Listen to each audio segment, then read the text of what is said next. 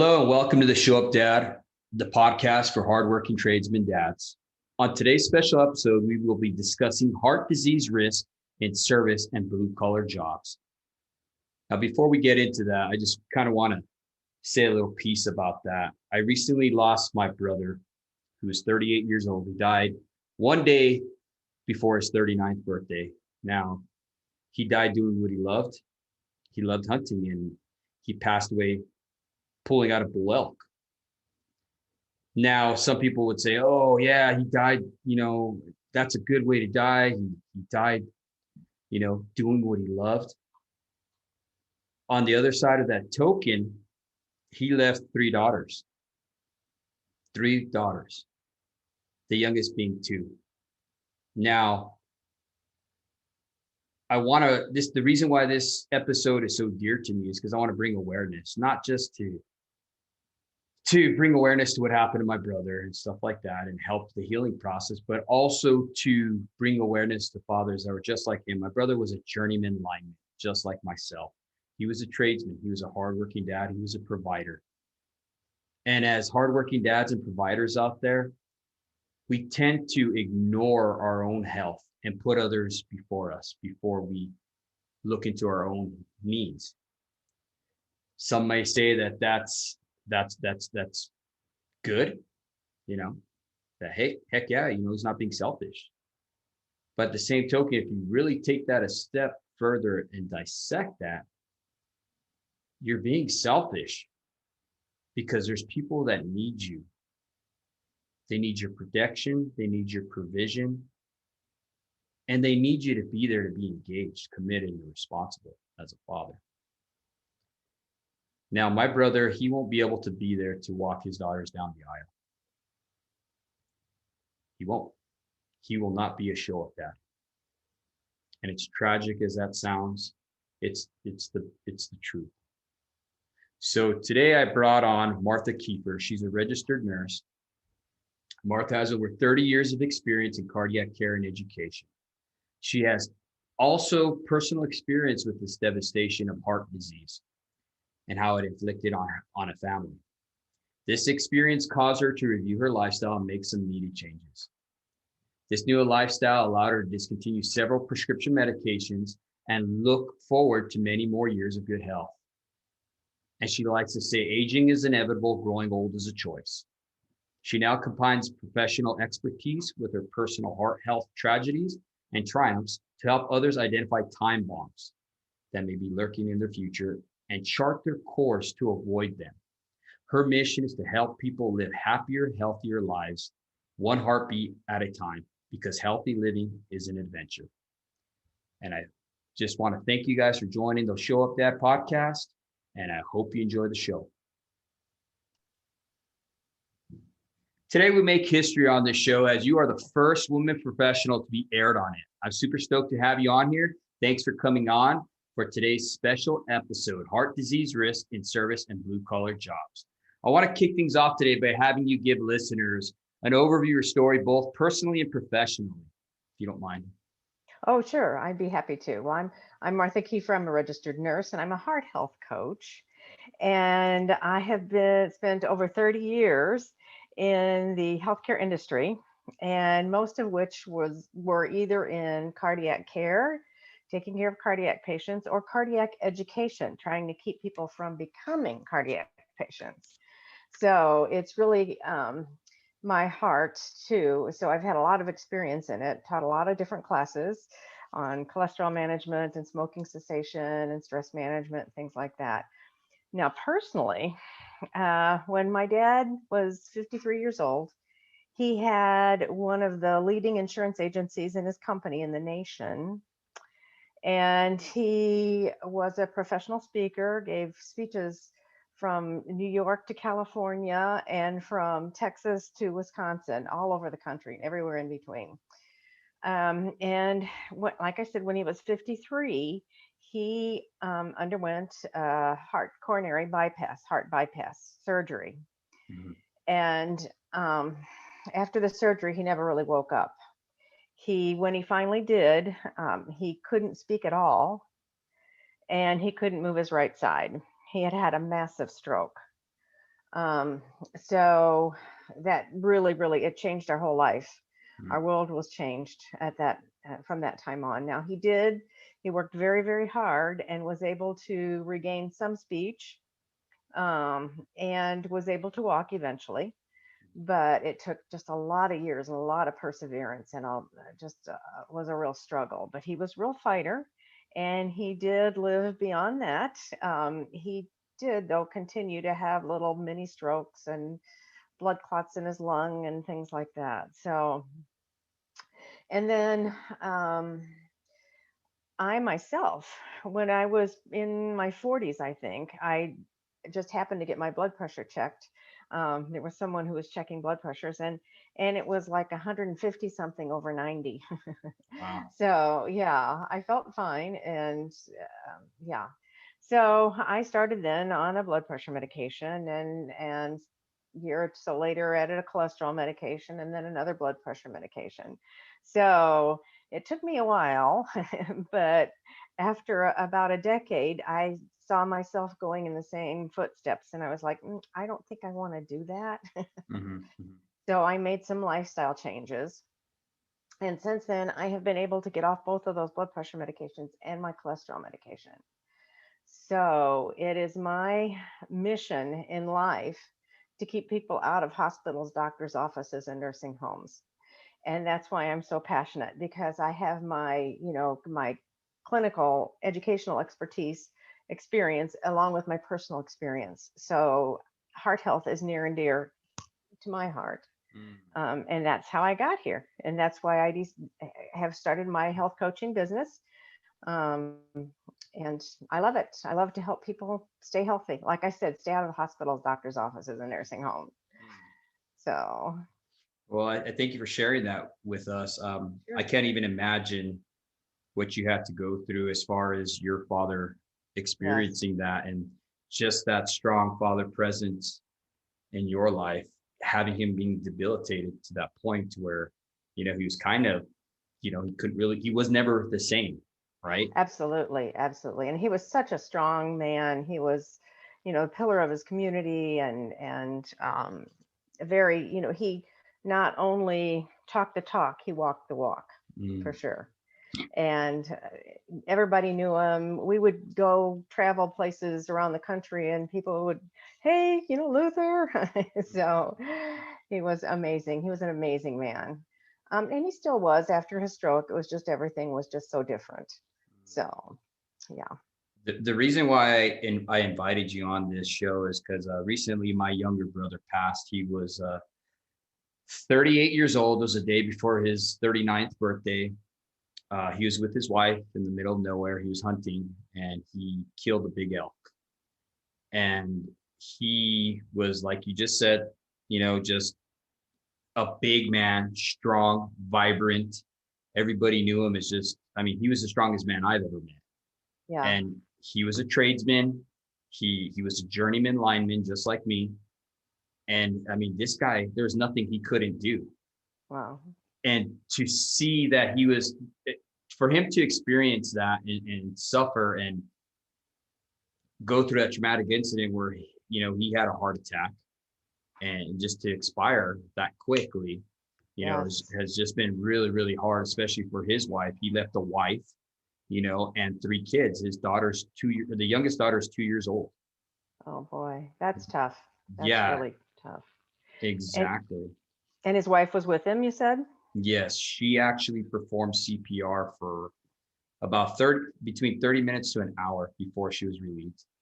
Okay. So she was able to call 911? Yeah, eventually. Yeah, eventually. But there's such a rural place that it took them a long time to get out there. Oh boy, that's Yeah. tough. That's tough. And CPR is exhausting anyway. Oh yeah. Yeah. So I'm surprised she was able to do it that long. And then to even just roll him over, I mean, she's not a big lady, you know what I mean? She was way smaller than him. Like I said, my brother was a mountain of a man. And for Oh her to boy. just roll him over and try to save his life, you know what I mean, was just really taxing on her. And I can't even believe the emotional stress that she's going through, you know? Absolutely. Yes. Yes, that Feel- must have been, yeah. Mhm. Well, I'm sorry to hear that. That's very, very unfortunate, especially with them being out in the middle of nowhere, you know. Yeah, we're So, just very fortunate that they were able to not get caught by the snow, and both of them succumb out there because it started snowing on them. oh my goodness, how Mm. horrible. How horrible. She, yeah, is she doing okay? Yeah, she's doing, as good as expected. She's having to carry that torch and move on. And now she's dealing with the insurance and stuff like that because he was such a young guy. They're really, really looking into everything to make sure, what the problem was. And the autopsy came back and said it was significant heart disease. Yeah, You know, that's one of the problems. It's so insidious, and people don't know that they have any trouble at all. So, even high blood pressure is called a silent disease because mm, people just don't know it unless their blood pressure is dangerously high, mm, um, you know, stroke wise high. Then sometimes they might have a headache or a little dizziness or blurred vision, but most people walk around. In fact, the American Heart Association says that almost 50% of Americans have heart disease, and that does include high blood pressure. mm. So it's everywhere. It's everywhere. Yes. And that's one of the things I wanted to talk to you about. As I read this article, and it was published by the Journal of American Medical Association, right? And according to them, it says service personnel were 53% more likely, and blue collar workers were 40% more likely to report a history of heart disease or stroke than white collar workers in the same age group. Okay. It goes on to Yeah. state that overall prevalence of heart disease or stroke history is 2.2% in service workers and 2.6% in blue collar workers by comparison. White collar workers in the same age group have a 1.6 prevalence rate. Farm workers have a 1.9 prevalence rate. Now, that the researchers narrowed down their findings, right, to determine workers in two industry groups are at the highest risk, which is the accommodation and food service, which includes workers in hotels and restaurants, and administration support and waste management, remediation services, which includes travel agents, workers in security services, building upkeep, landscaping, and waste management, etc. Right Mm-hmm. now, Okay. what do these groups have in common that they are at such a high risk? Well, a lot of them are at the kind of at the mercy of their employer. Mm-hmm. They can't choose their schedule. They can't choose exactly what it is that they do. Some people that might not have the luxury of saying, "Well, I'll just quit this job and go look for another one," and remain in limbo in between.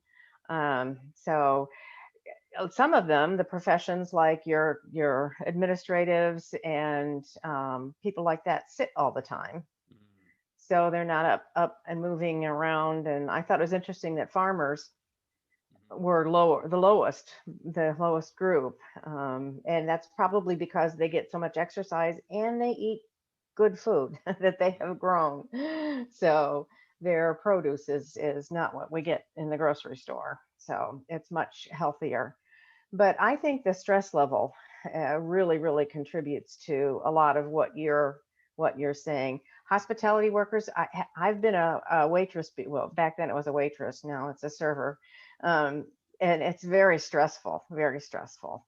So that has so much to do with it. Stress just wreaks havoc on your body all over, and your heart. Well, all of your blood vessels, and that affects your heart, and the hormones that are released, that affects your heart. So I would attribute it probably to a stress level. Stress So level. yeah, yeah, Yeah, and that makes sense because, like you're saying, they have higher rates of job insecurity. A lot of those jobs, right? And yes, the more sporadic work shift, they have shift work and whatnot. Uh, that's true too. a Yeah, lot of them, they enjoy smoking or secondhand smoke exposure. yes, yes. I know a lot of the times I'm not into smoking, but I'd be up in the air working with another lineman, and he'd be lighting up a cigarette. He'd be lighting it off the 14.4 over there. The electrical Oh, wire. Here, oh, hold this guy. Or whatever. And yeah, he'd be smoking, and I know for me, I stopped chewing tobacco probably, I want to say about 9 years ago. Good for you. Good for you. Yeah. But I had, Well, yeah, go ahead. Sorry. go, no, no, go ahead. I had started chewing when I was 13 years old. Yeah. Yeah. So, Yeah, that's what I used to teach how to stop smoking, mhm, and I would talk about the smokeless tobacco and said one of the warning signs, and it showed a pocket with a little, can sticking. You mhm, could see where it was that he had that can sticking out there. So it is nicotine. Nicotine is extremely addictive. It's the addictive substance in cigarettes and other tobaccos. There's a lot of other nasty things in there, but nicotine is the addictive substance. And it is very, very difficult to stop smoking. I know that. Well, I stopped. I was a smoker for 10 years, not real heavy. mhm. But I watched my class participants just really, really struggle. So I know, it's very, very, if someone is smoking, that's the very, very best thing they can do for their health is to stop. Mhm. But on the other hand, I know how terribly difficult it is. So it's important to get support. Um, so I don't know. I can expound on that if you'd like. Yeah, it's kind of interesting that you got smoking, right? And then you have stress. Okay, well, people smoke usually. I know I used to chew when I was stressed. You know what I Stress. mean? So they go hand in hand, and they attribute to each other, you know, Yes. to your demise, basically. Yes. And And then you throw some alcohol in, and mhm, you've got a combination there yeah. of deadly, deadly things. So. What are some of the signs that you may be at risk that you can share with our listeners for heart disease risk? Oh, do you have like a heart disease risk assessment or anything like that? I do. I do. In fact, I offer a complimentary discovery session so that you can discover what your risk factors are and make some suggestions on what you can do about them. Mhm, I call them time bombs. mhm, Like high blood pressure is definitely one. High cholesterol is one. mhm, Diabetes is huge. Diabetes is a huge risk factor. If you lead a sedentary life, like we were talking before, administrative staff, and people like that who have the desk jobs, who sit all day. mhm, What else? A lack of sleep, even that interferes with a lot of things, and it can be a heart risk. And then the stress, that is another one too. We've already kind of talked about that, but those, and then poor diet. How many meals do you get through a window mhm, mhm, during the day? Because that's just full of salt and sugar and processed food and preservatives and very little nutritive value. So mhm, sometimes we can get the calories in that our body needs, but it doesn't have the nutrients. And so our bodies are really hungry. Our bodies are starving, even though we're getting the calories in. We mhm, aren't getting what it needs to sustain itself. mhm. So we're constantly hungry and One of needing more. one of the things that I saw that I thought was really interesting is that it said that Mondays are 11% higher risk than Saturdays for you to have a heart attack.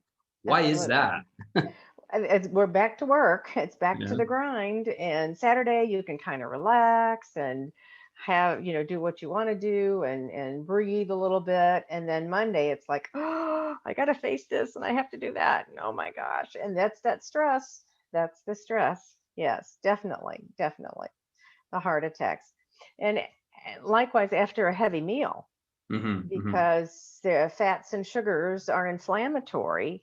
And what happens is the blood vessels just kind of swell shut, or mhm, they're not as elastic, actually, is what it is, as they would be. So if you're watching a football game on Thanksgiving after that big meal, and your team's losing, and you get upset, mhm, mhm, and your heart needs to pump more blood, and it can't because your blood vessels are all tightened up after all the gravy and pie that you've had. mhm. Um, so that's why frequently it's after a big meal that the heart attacks happen. So I've also read too that they're most common in the morning, I guess, because you're dehydrated. Yes, yes, yeah, and strokes also in the morning, and also sometimes your blood pressure is up in the morning too. So all of those things can contribute to the morning. Yeah, Mhm, and I know I had one patient in particular who had a stroke in the morning mhm. when he woke up. So yeah, Have you have to ever be s- careful. have you ever seen like a correlation between race and which races are more susceptible to Yes, heart yeah, attacks? Can you yeah. elaborate on that? Yes, the African Americans have a Mhm, higher incidence of heart disease and diabetes too, and then that's Hispanics. Diabetes is probably more prevalent. That's probably the cause of all the heart disease, and it's diet related. A lot of it is diet related because the carbs have sugar, and you're making tortillas and refried beans and things like that. So, and it could be a lack of exercise again. mhm, Um, yeah. So, but yeah, they are definitely, but it's across the board. It's the heart disease is the leading cause of death in the United States, and stroke is the fourth leading cause of death in the United States. So mhm, it's across the board. But like as you said, there are some populations mhm, that are more likely to have heart disease. And here again, the smoking could be a factor. The poor, depending upon where they live, there are what we call food deserts. If they live in the city where there mhm, aren't really any grocery stores or fresh vegetables or anything like that. So mhm, access to good quality food. And it's unfortunately probably cheaper to go to the place with golden arches than it is to go get a sit down a meal and and it's not, you don't have time to actually prepare the food. So like I said, you go through a window and get your lunch, mhm. get something like that. So some of those things are and there are some organizations that are trying to change policy about that, public policy, to try to make some changes as far as like the cost, and to give more toward the organic fruits and vegetables tend to have more um, nutrients, definitely less bad things, Mhm. like chemicals and um, preservatives, things like that. So I always found that interesting that processed food was always cheaper than raw greens, which absolutely. never made any sense to me. You go to McDonald's and I mean all the work and time and effort that they go through to create these meals, these burgers, right? That are not good for you. I mean, they probably taste good, but they're not good for your health. And they're way less than going and getting something healthy. You go to Yes. Sprouts and say, let's go get an avocado or something. That's the Yes. price. I think a cheeseburger right now at McDonald's is cheaper than an avocado from Sprouts. It might be. Yeah, I haven't been to McDonald's in so long. I don't Yeah. know. There was one time whenever I was out, I used to do home health nursing too, Mhm. and I was just so hungry, and I don't do gluten. So I just wanted to pick something up, and I thought, well, okay, I'll do the chicken nuggets, okay? Mhm. And I took a bite out of one and threw the rest away. It's like, I don't know what this is, but this is not chicken. Mhm. Mechanically So, separated chicken, I think it reads on the box. yes, right. Well, and that's part of it too. It's to make it less expensive. How do I put it delicately? Mhm. To save on their costs, Mhm. which it's a business, and businesses have to stay in business and make money. So that's why they cut corners and come up with high fructose corn syrup and Mm. hydrogenated oils, trans fats, and things like that. So, yeah, Yeah, people really understood and saw what goes into their food. I'm sure they would make a big change, especially with absolutely. high fructose corn syrup, how bad that is and everything. I mean, can you elaborate a little bit on that? Well, sure. High fructose corn syrup is corn syrup that they process. Mhm. Anytime you process, it adds chemicals to it. And a lot of those chemicals can be hormone disruptors. And Mm, we're not just talking about estrogen and testosterone. We're talking about all kinds of hormones that help our body do what our bodies need to do. mm, So these things that are classified as hormone disruptors are really, they affect the whole body. mm, So that's not good. Anytime you see corn syrup or anything like that, they're kind of getting wise and disguising it and calling it corn syrup instead of high. Everybody's looking for high fructose corn syrup, and they just throw in that corn syrup, and it's cheaper than regular sugar. So that's why they do that. Now, trans fats too are extremely dangerous, extremely dangerous. I do classes on fats, the good, the bad, and the ugly.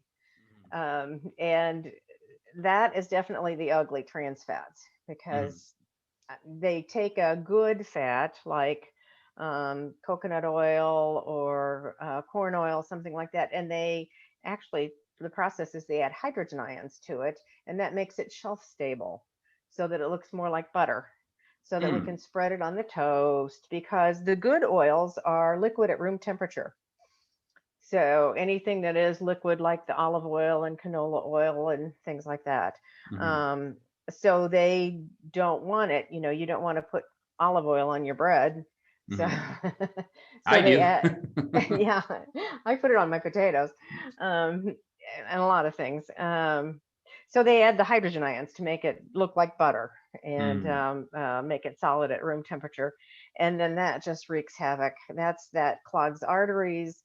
It Yeah, well, there's the cholesterol. You've got your LDL cholesterol, which I call the lousy cholesterol, mhm, and that's the cholesterol that can go in and form the plaque that clogs the arteries. mhm, And then the HDL cholesterol is what I call the healthy or heavenly, and it can actually go in and scoop out some of that LDL out of the plaque.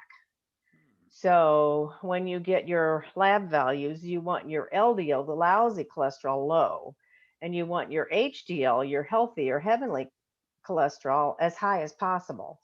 mm. So that's just a little side note there on cholesterol and trans fats. But trans fats definitely will clog those arteries, and it Mm. makes your blood vessels less pliable again too. So it's just nasty stuff, nasty stuff. Oh, I bet. We've heard of the old adage, right? An apple a day keeps the doctor away. Yes, Okay. yes. Now I read newly published data that evaluates the 7 year long fruit consumption habits of 451,000 adults. Okay. And the Okay. research findings indicate that there might be some truth after all to the sing song medical claim. In fact, fresh fruit consumption may cut heart disease risk by up to 25 to 40%. What are your Abs- thoughts to this? Oh, I totally get that. I totally get that. In fact, the World Health Organization says that we can cut our um, amount of heart disease by 90%, up to 90% with lifestyle changes. And diet is huge, because you can't outrun your fork. You can Yeah. exercise all you want, but if you're eating those, the burgers and fries all the time, it won't do it. But yes, the fruits and vegetables are key. Hmm. There's lots of different heart healthy diets out there, but they have certain things in common. And the first one is lots of fruits and vegetables.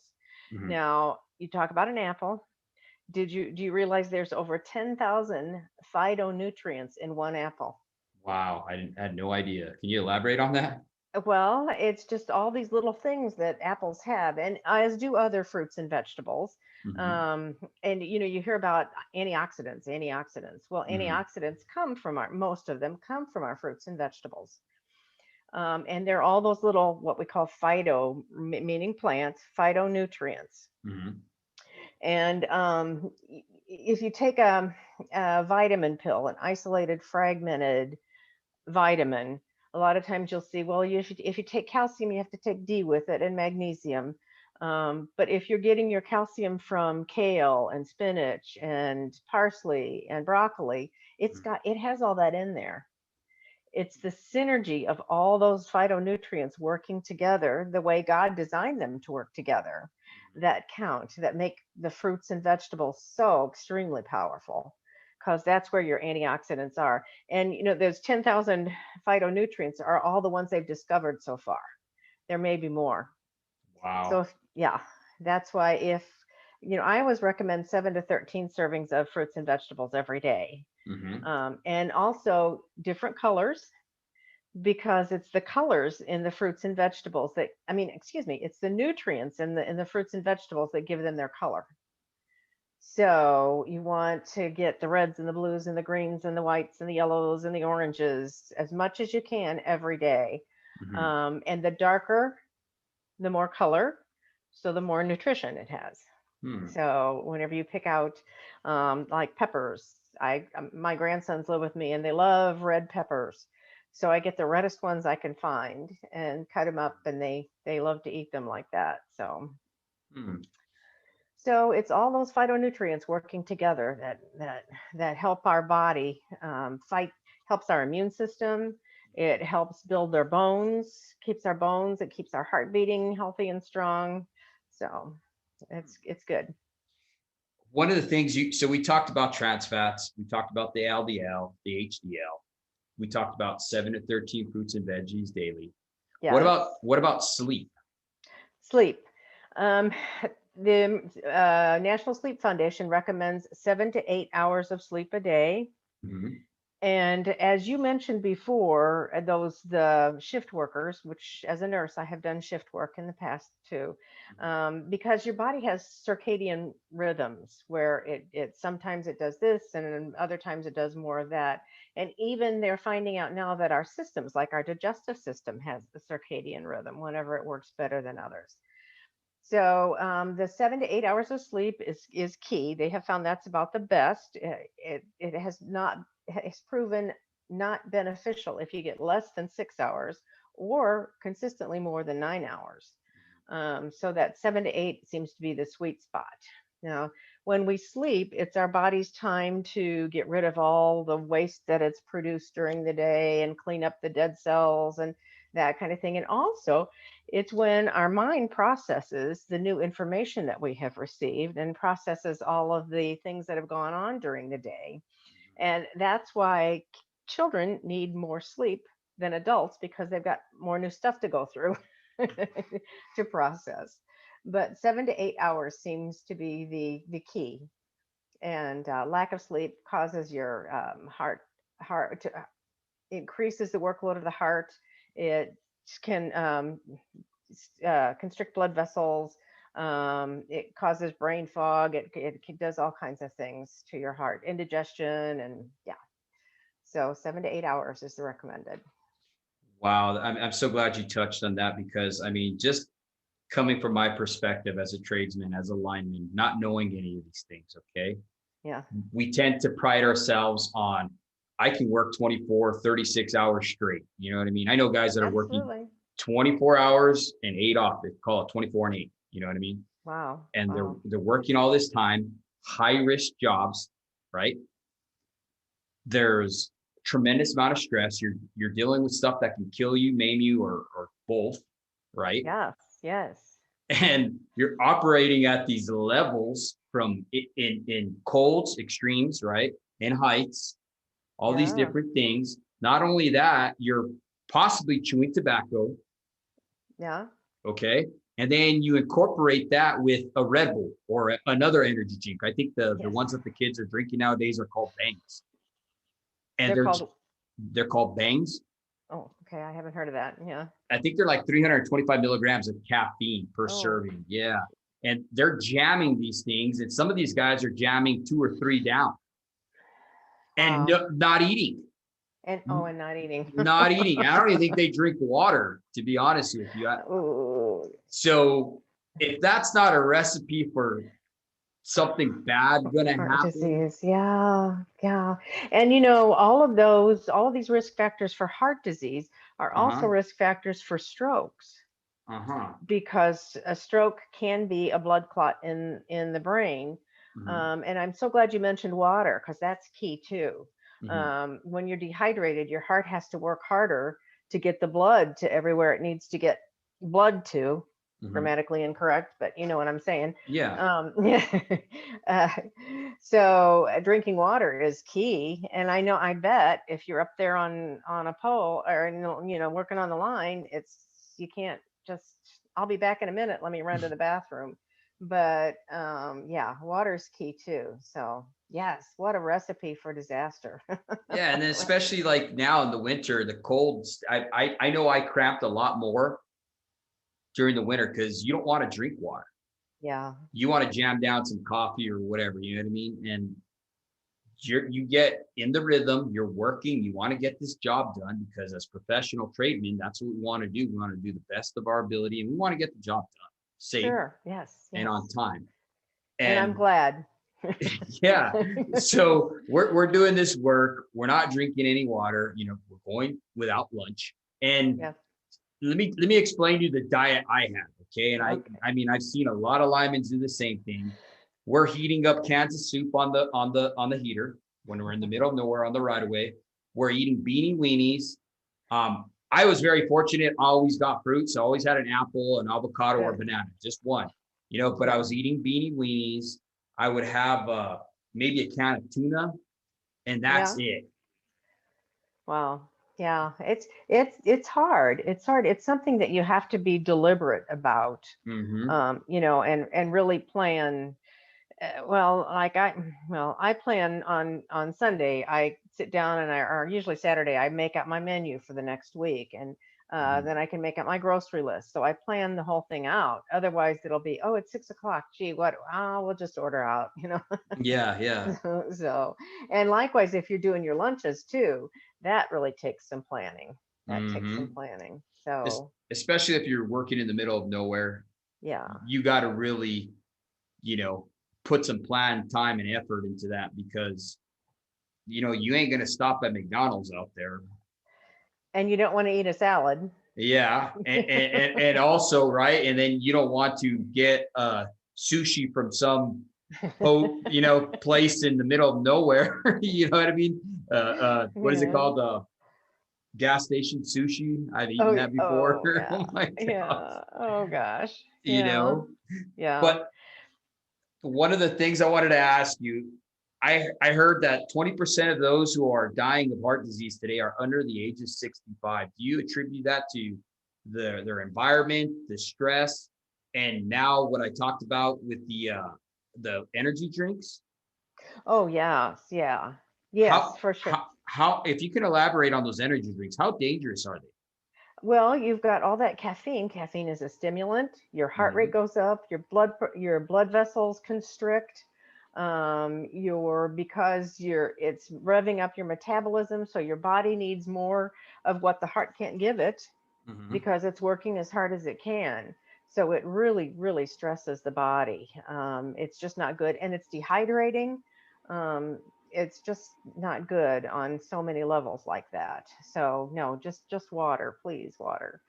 Yeah, yeah. Hmm. So and or green tea. Green tea's good. It's got some heart health benefits too. Hmm. Yeah, but um, they have seen evidence of plaque in young kids. There are some doctors that want to start these kids at 10 and 12 on statin drugs. Um, and it's just the lifestyle. It's all those factors that you mentioned, the Hmm. stress and the lack of exercise. That's huge. The poor diet, the and well, I can't say that they have a whole lot of stress, but it is hereditary. You do have some leanings toward all of the whatever is in your family history. But there's a whole field now. I don't know if you've heard of it. It's called epigenetics. Oh. Um, Epi means above or before, and it's the the fact that we can affect our genes. We can turn genes on and off according to what our lifestyle, what we Hmm. do, even what we think. Can the if we're thinking positive thoughts or negative thoughts, it adjusts what cell membranes let in and out. So it's the whole thing that we're not our DNA is not our destiny. So you can't totally blame your genes for everything that's going wrong in your life. Well, I can't help it. My dad was, this or that, or no, you do have some control over it. And like I said, it's diet, it's exercise, it's stress, it's all those things that will turn our good genes on and turn our bad genes off. And food, again, fruits and vegetables are key to that. So all those 10,000 phytonutrients. Now, when I first talked to you on the phone, we're talking about heart attacks, and you're explaining to me exactly what a heart attack is. Can you give our audience just a little bit of in-depth detail of why it happens? We already know the risks and stuff like that. Can you Yeah. go into depth about that? Sure, absolutely. Yeah. Well, plaque, as we've mentioned before, is when there's some kind of a little microscopic tear or something in the wall of the blood vessel, and the LDL cholesterol gets into the blood vessel, and then your body can sends in some white blood cells and things like that to kind of cushion it so it doesn't really irritate or whatever. And pretty soon you've got that plaque that's forming. Mhm. And we used to think that the plaque would build up and build up and build up until it would block the blood vessel. But what they're finding now is that something causes the wall of that plaque, around that plaque, Mhm. to burst, to rupture. And it can be trauma, it can be high blood pressure, it can be, a lot of times it's just plain old inflammation. And it causes the wall of that plaque to rupture. And then your body, just like whenever you get a cut on your skin, your body forms a scab so you don't bleed to death. And it does that with the ruptured plaque. And what happens is a blood clot forms. So then that part of the heart, whatever is beyond the blood clot, wherever the clot is in the artery, is not getting any blood. So if it's not restored, if the circulation isn't restored to that part of the heart, that part of the heart can die. And then, your heart is a pump. And if the part of it is not pumping, then it's not pumping effectively. It's not getting rid of that blood, for one thing. So you're not getting the volume that you might need. And that's where you start having congestive heart failure and start retaining fluid. And yeah, you're tired and that kind of thing. So does that answer your question? Yeah, yeah. Mhm. Um, Okay. so it's safe to say that one of the symptoms that you're having, like say for our listeners, what are some of the symptoms that a person can go through that is kind of like a warning, like a little bell for them to go and get checked? Sure, absolutely. It's the chest pain. The chest pain. And it could just be, tingling in your arm, and the pain, your heart pain is usually on someplace in the upper body. Like if someone's having a heart attack, it could be pain in the jaw or the neck, down your arm. It could even be in the back, or some people even describe it as indigestion. Mm. So if you are having any kind of pain like that and it comes and goes, you need to get it checked out. Shortness of breath, if you're climbing the stairs, something that you used to be able to do and it didn't wind you, and now all of a sudden you're short of breath. Like if you used to be able to climb a set of stairs and it didn't bother you, and now you're getting to the top of stairs and huffing and puffing. Mm. Anything like that can be indicative of a decrease in the amount of blood flow to your heart. It's weird because the heart is full of blood, so you think, oh my gosh, it's got its own blood, but that's not what feeds the heart. What feeds the heart are the arteries, the tiny little arteries that feed, because your heart is a muscle. And like any other muscle in your body, it needs those arteries that carry the oxygen and the nutrients and get rid of the waste. Well, the lymph system gets rid of waste, but it needs the arteries that carry the oxygen and the nutrients to it. So your heart needs that too. It depends on those arteries. Yeah, so it depends on which artery is blocked as far as the amount of damage to your heart. Um, yeah, I can go on. What are your thoughts on people who look extremely healthy on the outside? They're eating right, they're exercising, and I'll give you one example. Other than my brother, right? Yeah, Um, right. I knew a guy who was a Green Beret, and he was running on a treadmill. This guy used to run 100-mile marathons and stuff like that. Wow. Great shape. 28 years old, died on the treadmill, heart attack. Yeah. What are your thoughts on that? Sometimes it just happens. I mean, I don't know. You remember Jim Fix? He was the big runner. He was, it might be before your time, but he was always running. He advocated, he wrote books on it, and he had a heart attack while he was running. So sometimes it's that rupture. You never know. It could be the stress of too much exercise that causes that rupture in the wall of the plaque that causes the heart attack. So just they say health is or medicine is a science, but there's nothing that I know of where every time A happens, B happens. Okay. Because we all have heard about that great Aunt Gertie who smokes 3 packs of cigarettes a day and lived to be 104, right? Yep. but for every great Aunt Gertie, we hear of the Toms and the Dicks and the Marys who smoke and they have heart attacks or they have lung cancer or something like that. So I liken healthcare to playing Russian roulette. Okay. Because Okay. we all know we got a bullet.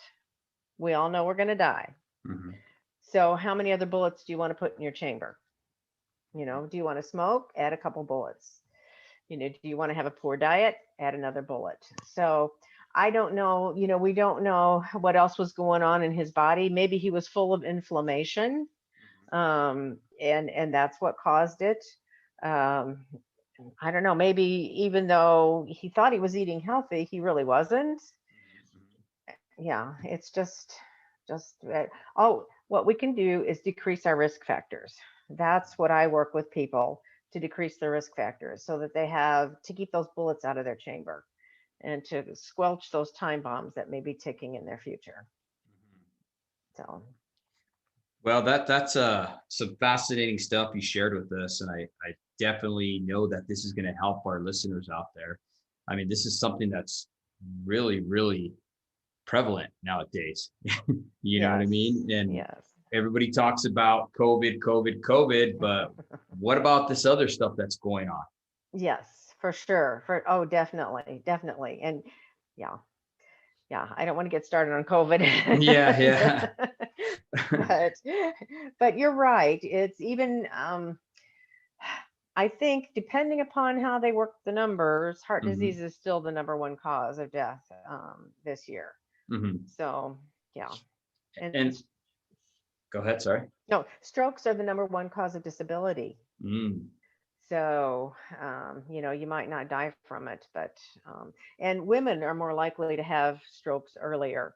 And I know this is a men's broadcast, but I bet you've got at least one woman in your life that you're concerned about, sister, mother, whatever, whomever. So that's important. Oh, especially with a lot of the wives too that tradesmen have. I mean, they're the ones who are taking care of the home most of the time.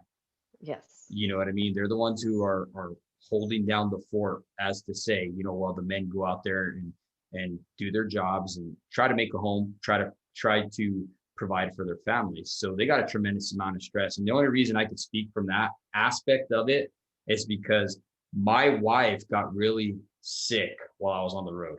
Now she came down with chronic Lyme disease. Oh, okay. Yeah. She was getting ready for a marathon. She was running 10 to 12 miles a day. Wow. I mean, just super healthy young lady. She's 6 years younger than me, and really vibrant. And I was out of state working, and she called me one day and she's like, "I don't feel good. I think I overtrained." And come back to find out she started having irregularities with her heart. So they gave her a stress test. And they're like, "Okay, well, we don't know what's going on with you." And come to find out, long story short, for those of you who have heard my story already, she came down with Lyme disease. Oh boy. Oh, yeah. That's not good. No. That can be almost a chronic disease. It can go on and on. How long ago was that, may I ask? That was in 2018. Her heart stopped Christmas Day. Yeah, they had to revive her for Christmas Day, and her heart just completely vagaled out. Yeah. Oh my goodness. Yeah, and with that disease, it's so weird because it feeds on the the stuff that your heart's made out of, your hair, your eyes, all that stuff. So Collagen? collagen, No, no. exactly. Yeah, yeah, Collagen? collagen. It feeds on collagen, and it started affecting her eyes. She was losing vision in one eye.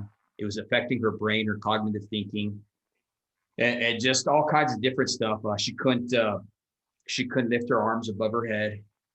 You know, she felt like she told me the feeling she had was that she felt like she had full body arthritis. Wow. Yeah. How's she doing now? Well, she's about 95%. No thanks to Western medicine. You know, that nearly killed her. The way the CDC handled it, she became allergic to eating. She couldn't eat. Oh my She goodness. lost like 35 pounds because of the strict regimen of antibiotics they gave her to try to kill it, Yeah. which completely diminished her gut flora, which sent her Yes. into this other spiraling effect where she became allergic to everything. She literally was starving to death in front of me. Oh, I bet. I bet. Yeah, the gut is so important. For Mm-hmm. immune system, it opens her up to all kinds of other diseases too. Mm-hmm. So, wow. Wow, Yes. that's So that's tough. it's crazy, you know, and that's what brought me around to this point is being home, seeing how much she had on the table with me being gone, me realizing how bad of a father I really was. My kids were estranged, right? Okay. To me Yeah. coming around and wanting to do this podcast and then even starting up my father engagement coaching to help fathers who were Yeah. just like me in my position. And I think fathers, we have a responsibility, right? I Sure. liken it to, like, when we talk about health, I liken it to taking care of yourself, right? Um, you got to take care of yourself so you can take care of those around you. And I Yes. call that the oxygen mask rule. Okay. And I want to That's explain that a little bit to you. Okay. okay. This is one of the things I use in my coaching. Okay. You have to place the plastic's oxygen mask on your mouth first, correct? When you're on a plane. Yes. And they tell you this because you won't be around to help others if you can't breathe. A show up dad takes care of himself first. You know what I mean? And Yes. Yes. what does taking care of yourself look like? Well, it starts here. There's a few ideas I have. You get annual physicals, which most tradesmen don't do, right? You Okay. eat right. It's one of the things that Yes. you talk about. Okay. Yes. You exercise. And Yes. this old bull of I work hard, I don't need to exercise. That's the mentality that we see. I'm guilty of it. I'd say I climb all day. I don't need to exercise. I get my exercise at work, right? Yeah. Yeah. Okay. And you got to have that strong connection to your family and community and try to pick friends who support your healthy choices. You know, That's critical. Yes. absolutely. Because if you're hanging around with Joe Schmo and he's still smoking and drinking and snorting and whatever else, you're going to have a tendency. My dad had a saying, you are who you hang with. Who you hang with? Is that what you Yeah, said? yeah. My Okay. my, my Yes. father, that was one of the things he used to say. He's like, you are who you hang with. Show me your friends, I'll tell you who you are. Yes. So we Yeah. got to make those good choices. And as a show up dad, we got to model for our children that he respects and likes himself, okay, and takes care of himself. Critical. Too Yes. many men are raised to not care for themselves and to sacrifice their own health as they care for others. While sacrificing for others is sometimes noble, in the absence of self-care, it's not the proper way to live. I totally agree. Yes. That's great. That's great. So in closing of this episode, I want to say that the hero who isn't healthy isn't a hero for long. And That's I good. and I want to end with this and ask the listeners, when was the last time you went to the doctor? If your answer to this question is I go to the doctor every decade, whether I need to or not, you may really want to consider modeling a different standard for your child, because my brother is a living example. He never went to the doctor. He never was sick. He didn't get coughs or anything like that. And now he left 3 children, the youngest being 2, Right. That's yeah. so That's that's why I want to try to help people to avoid that. Yeah. absolutely. Well, Yes. thank you for coming on here. And Sure. how can the people reach you so they can get a hold of you and talk to you if they have any questions or anything like that? Sure. Well, I have a Facebook page. Hmm? That's a good way to get in touch with me. And it's just Martha Kieffer, RN. And I am I before E and two F's. That's me, Kieffer. Or you can do Martha Kieffer at Yahoo or Martha at Healthy Living Adventure. That's the name of my company, Healthy Living Adventure. Okay. Healthy living is an adventure. It's not a chore, it's an adventure. So at least I like to try to make it an adventure. Yeah, adventure is the spice of life, correct? Right, right. We've got to chart a course around the time bombs that may be ticking in our future. Yeah, yeah. So Well, I thank you so much, Martha, for coming on here and being a guest and just being able to share your wisdom and knowledge to our group here that listens to this. And I know it's going to be a blessing to a lot of people. So I thank think you. I thank you for your time, and you have a blessed day. Thank you, you too. And you're doing great work. Keep up the good work because that's we need strong fathers in this country for sure. Thank Awesome. you. Well, thank you. I appreciate it so much. Okay. Bye bye.